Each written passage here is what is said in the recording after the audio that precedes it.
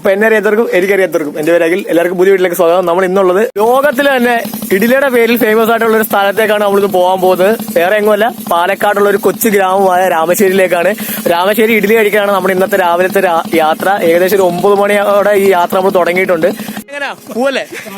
അങ്ങനെ ഞങ്ങൾ അകത്തേക്ക് കയറി കൈ കഴുകിയ ശേഷം അവിടെ ഇരുന്നു.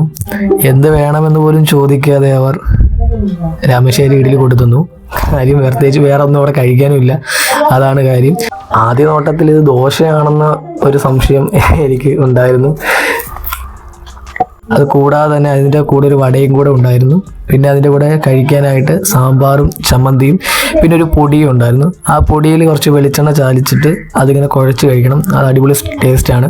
പിന്നെ ഒരു ചമ്മന്തി കൂടെ അതിൻ്റെ കൂടെ ഉണ്ടായിരുന്നു. അത് എല്ലാം കൂടെ കൂട്ടി കഴിക്കുമ്പോൾ ഒരു ടേസ്റ്റ് അത് പറഞ്ഞറിയിക്കാൻ വയ്യ.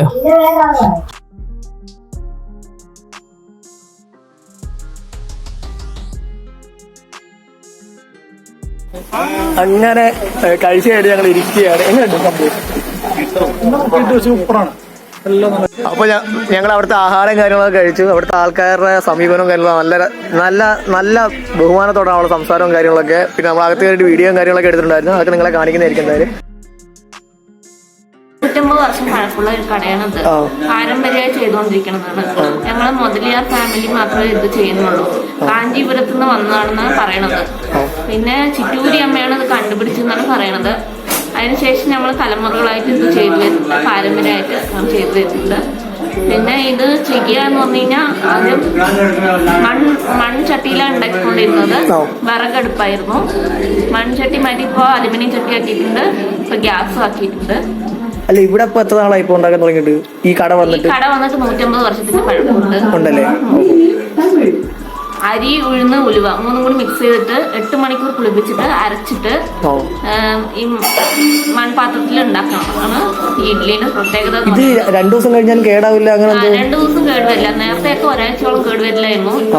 യൂറിയ ഈ വളമൊക്കെ ഇട്ട് വരണത് കൊണ്ട് 2 ദിവസം കേടുവരില്ല. ഓ, അങ്ങനല്ലേ?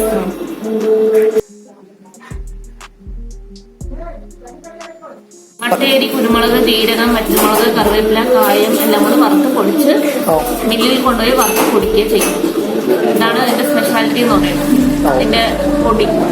ഇവിടെ പിന്നെ ആരാണ് കുറെ പേര് വന്നിട്ടില്ലേ? സെലിബ്രിറ്റീസ് ഒക്കെ വന്നിട്ടുണ്ട്. ആശിഷ് വിദ്യാർത്ഥി, പിന്നെ റീമ കല്ലിങ്കൽ, പിന്നെ ഫോട്ടോസ് ഉണ്ടല്ലേ? ഇതന്നേരം എല്ലാം ഫ്രെയിം ചെയ്ത് വെച്ചിട്ടുണ്ടല്ലേ? മോഹൻലാല് എല്ലാവരും വന്നിട്ടുണ്ടായിരുന്നു. അമ്മയ്ക്ക് ഒരു അവാർഡ് കിട്ടിയിട്ടുണ്ടായിരുന്നു. ഫോക്ലോർ അക്കാദമിയുടെ അവാർഡ് പാചകകലയ്ക്ക് കിട്ടിയതാണ്. കണ്ണൂർ വെച്ച് കിട്ടിയതാണ്. പാലക്കാട് വരിക. പാലക്കാട് വന്നതിന് ശേഷം പുതുശ്ശേരി വഴി വരാം. പുതുശ്ശേരി വഴി വന്ന് രാമശ്ശേരി റോഡിലേക്ക് വരിക. പുതുശ്ശേരിയിൽ നിന്ന് രാമശ്ശേരി റോഡിലേക്ക് വരിക. മന്നത്ത് ഭഗവതി ടെമ്പിൾ ഉണ്ട്. അതിന്റെ ഓപ്പോസിറ്റ് സരസ്വതി മന്നത്ത് ഭഗവതി ടെമ്പിൾ ഉണ്ട്. അതിന്റെ ഓപ്പോസിറ്റ് സരസ്വതി സ്റ്റാൾസ് ആണ് കടയിന്റെ പേര്. പിന്നെ ആ വഴിയിലേക്ക് പൊള്ളാച്ചി വഴിയും വരാം. ഉണ്ണാച്ചി പറയുന്ന സ്ഥലത്ത് ഇറങ്ങിയിട്ട് രാമശ്ശേരി റോഡിലേക്ക് വന്നിട്ട് മന്നത്ത് ഭഗവതി ടെമ്പിൾ ഉണ്ടാണ്. ടെമ്പിളിന്റെ ഓപ്പോസിറ്റ് സരസ്വതി സ്റ്റാൾ. 2 വഴിയുണ്ട്. എളുപ്പ വഴി വന്നു കഴിഞ്ഞാൽ പുതുശ്ശേരി വഴി തന്നെയാണ് എളുപ്പ വഴി. 12 വരെ ഉണ്ടാവും ഈ ഉണ്ടാക്കുന്നത്. അതിനുശേഷം കഴിഞ്ഞ വീണ്ടും 4 മണിക്ക് ശേഷം വീണ്ടും രാമശ്ശേരി പറയുന്ന സ്ഥലത്തിന്റെ പേര് പോലെ തന്നെ രാമശ്ശേരിയിലെയും ഫേമസ് ആണ്. അതെ, നമ്മളിത് കറക്റ്റ് ലൊക്കേഷൻ എവിടെ വരുന്നത് വെച്ചാൽ അതിന്റെ ഡീറ്റെയിൽസും കാര്യങ്ങളും ഡിസ്ക്രിപ്ഷനിലായിരിക്കും. പിന്നെ ഇതിനടുത്ത് തന്നെ രാമശ്ശേരി മന്നത്ത് ഭഗവതി ക്ഷേത്രം, അതിനടുത്തായിട്ടാണ്, അതിന് ഓപ്പോസിറ്റാണ് ഈ കട വരുന്നത്.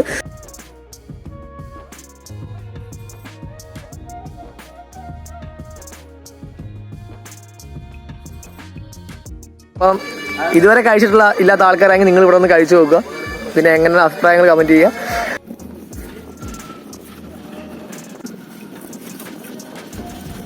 അപ്പോൾ നമ്മൾ ഈ കോറിയും കാര്യങ്ങളും കണ്ടപ്പോൾ ഏതോ ഒരു സിനിമയ്ക്കകത്ത് കണ്ട് നല്ല പരിചയം ഉണ്ടെന്ന് തോന്നി. അങ്ങനെ ഇരുന്നപ്പോഴാണ് നമ്മുടെ ശിവനേട്ടനോട് ചോദിച്ചത്. അപ്പൊ ശിവനേട്ടനാണ് പറഞ്ഞത് അവിടെ ഒരു കുറെ സിനിമ കർമ്മയോധ സിനിമ. ഓ, അങ്ങനെ ഈ കോറി വെച്ച് അത്യാവശ്യം കുറെ സിനിമകൾ ഷൂട്ട് ചെയ്തിട്ടുണ്ട്.